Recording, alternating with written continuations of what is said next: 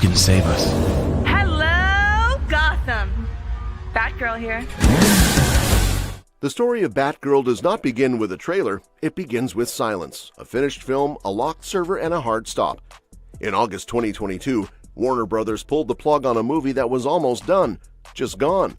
The Batgirl movie was shelved days before the world expected a first real push. The reason sounded clean and cold. The film did not fit a new plan.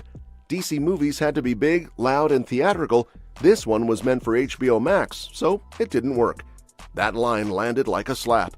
Because this was not a rumor. Cameras had rolled and post-production had started.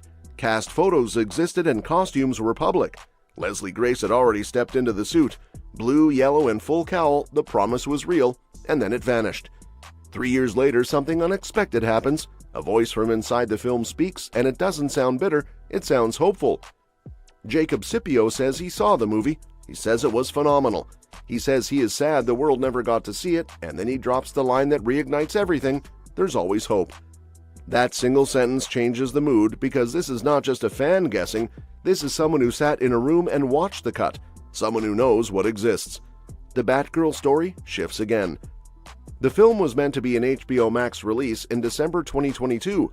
Filming began in late November 2021, and production wrapped up in March 2022. Post-production was already underway when the axe fell. Then came the human side. Leslie Grace spoke directly to fans. She talked about 7 months in Scotland, about love, hard work, and pride. She thanked the crew, fans, and she claimed the cape. She called herself Batgirl for life. No drama and no bitterness, just dignity. The cast list alone made the cancellation harder to accept. Leslie Grace as Barbara Gordon, J.K. Simmons returning as Commissioner James Gordon, Michael Keaton back as Bruce Wayne, Brendan Fraser as Firefly, and Jacob Scipio in a key role tied to Gotham's criminal world. This was not a side project. This was a full DC film with legacy faces and fresh blood. Michael Keaton's presence carried weight. He was expected to mentor Barbara, not loudly and not constantly, but as a shadow, a guide, and a reminder of what Gotham costs. The film lived in the main DC continuity, not the darker lane of Robert Pattinson's Batman. This meant crossovers were possible and the door was open. And then the door slammed shut. The studio used the film as a tax write-off. That choice matters because once that happens, bringing a movie back becomes legally messy. Money saved and paperwork filed. Reversing that decision is not simple. For a long time, Batgirl felt buried. Then something strange happened in Hollywood. Another canceled film refused to stay dead. Coyote vs. Acme was shelved in 2023 for the same reason and the same logic. A finished film with no release and a tax write-off. Fans were furious and creators spoke out. Support then flooded in. And then the impossible happened. A deal was struck and distribution rights were sold. The film got a release date, August 26, 2026. That moment changed everything because it proved one thing: a tax write-off movie is not always gone forever. Jacob Scipio noticed. He pointed to it and said it clearly. If that film can come back, why not Batgirl? Hollywood is strange. If enough people want something, it can happen. This is where hope sneaks back in. But reality still stands in the way. Batgirl is not a Looney Tunes movie. It's tied to DC, and DC is guarded. Carefully and aggressively. The studio does not like half measures with its flagship heroes, especially now. James Gunn and Peter Safran are building a new DC universe. The plan is structured, clean, and forward-looking. Peacemaker leads into Superman and everything connects. Releasing Batgirl as is could confuse audiences. It's a different tone, a different plan, and a different Batman. This is the biggest wall. Peter Safran has already said the film was not releasable. He believes it could hurt the brand. Now that stigma is heavy. Internal opinions matter more than fan noise. Still, cracks exist. DC now uses the Elseworlds label, projects that live outside the main continuity, Joker, the Batman, and stories that stand alone. In theory, Batgirl could fit there. Market it as a lost film, a standalone story, a time capsule from a previous DC era with no links, no promises, just a release. That path avoids timeline confusion. It frames the film as history, not homework. But theory is easy, execution is not. Another path exists: time. Hollywood loves anniversaries. 5 years, 10 years, a quiet release on Max, a special Blu-ray, a legacy drop.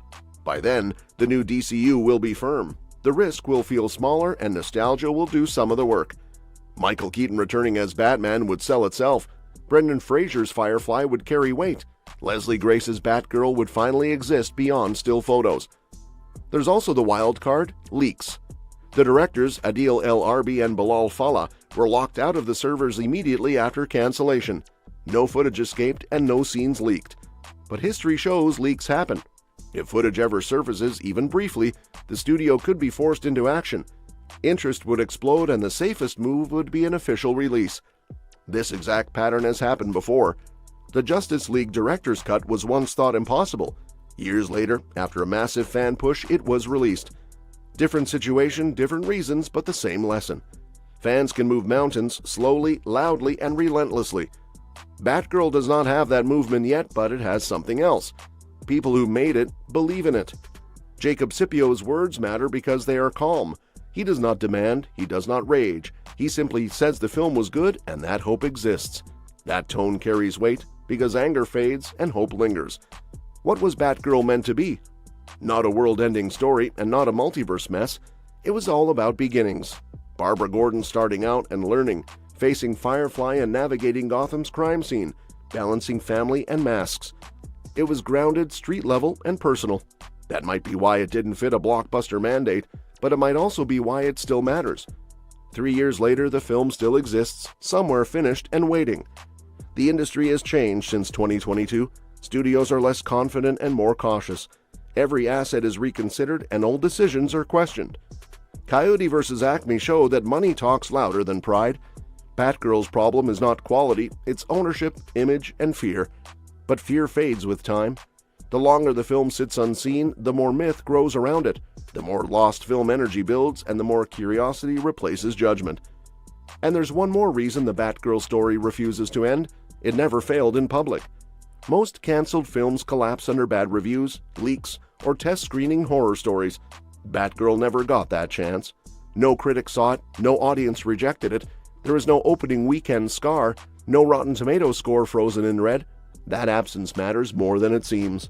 Because nothing kills curiosity faster than proof. Batgirl exists in a rare space. Everyone involved talks about it with respect. No one throws blame, no one calls it embarrassing. Even the studio avoided attacking its quality outright. They chose careful language, scale, strategy, and mandate. Corporate words that say everything and nothing. That silence keeps the door cracked open. Then there's Leslie Grace. Her response in 2022 did something unusual. It didn't fuel anger, it didn't demand justice. It thanked people and claimed the role. It framed Batgirl as something earned, not taken away. That tone aged well, and 3 years later, it still reads strong. So now it's over to the fans. Do you think Batgirl should finally be released, or is it better left as a lost DC story?